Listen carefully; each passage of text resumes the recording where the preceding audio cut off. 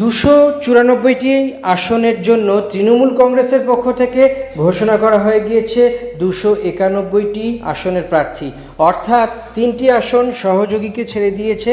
দার্জিলিং সংলগ্ন 3টি আসনই সহযোগী দলকে ছেড়ে দিয়েছে তৃণমূল কংগ্রেস। তাই একসঙ্গে 291টি আসনের প্রার্থী তালিকা ঘোষণা করেছে বৃহস্পতি। গত মঙ্গলবারই এই প্রার্থী তালিকা ঘোষণা করে দিয়েছে তৃণমূল কংগ্রেস। অর্থাৎ এবার শুরু হয়ে গেছে সিট ধরে ধরে চুলচেরা বিশ্লেষণ।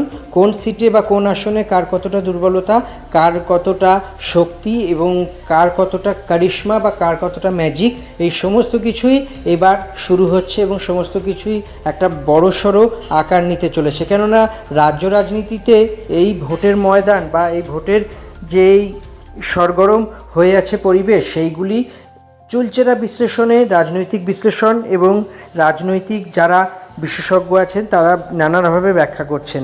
তা কী হতে চলেছে আগামী দিনের এই ভোটের ভবিষ্যৎ, তা ঠিক করবে আগামী কয়েক সপ্তাহের মধ্যে।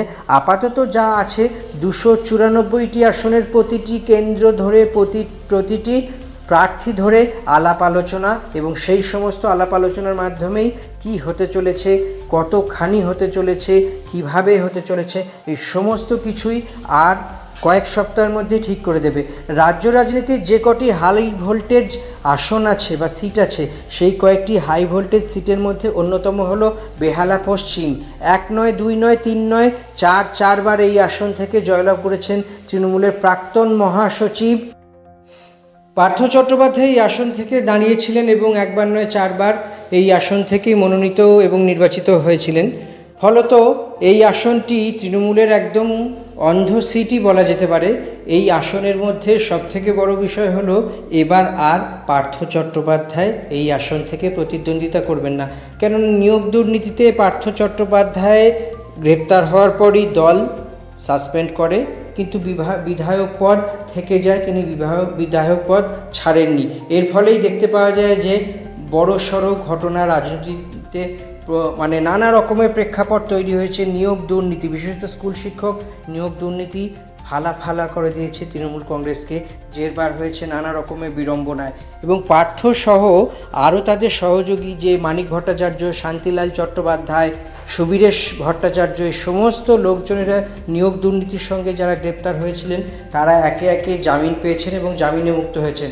এই মুহূর্তে জেলের বাইরে পার্থ চট্টোপাধ্যায়, তিনি জামিনে মুক্ত হয়েছেন, কিন্তু জামিনে মুক্ত হওয়ার পরেও দল তাকে আর গ্রহণ করেনি এবং এবার প্রত্যাশা মতোই দল সম্ভবত দুর্নীতির সঙ্গে পার্থ চট্টোপাধ্যায়ের নাম জড়ানোতেই তৃণমূল কংগ্রেস এবার পার্থ চট্টোপাধ্যায়কে প্রার্থী পদ দেয়নি এবং একই সঙ্গে যেহেতু দল থেকে নির্বাসিত করেছে, ফলে প্রার্থীপদ দেওয়ারও কোনো যৌক্তিকতা নেই। সব মিলিয়ে বলা যেতে পারে যে এই ঘটনাগুলো ঘটতে চলেছে রাজ্য রাজনীতির আঙিনায়, সেগুলি অত্যন্ত বড়সড় ঘটনা হতে চলেছে।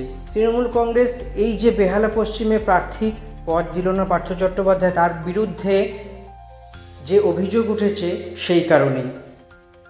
রত্না চট্টোপাধ্যায় অর্থাৎ কলকাতার প্রাক্তন মেয়র শোভন চট্টোপাধ্যায়ের সহধর্মিণী রত্না চট্টোপাধ্যায়কে এবার বেহালা পশ্চিম থেকে নমিনেশন দিয়েছে তৃণমূল কংগ্রেস। তিনি অলরেডি বেহালা পূর্বের বিধায়ক, পরিষেবা, স্বচ্ছ ভাবমূর্তি এবং কাজের সময় হাতের কাছে পাওয়া যায়, এই সমস্ত এলাকায়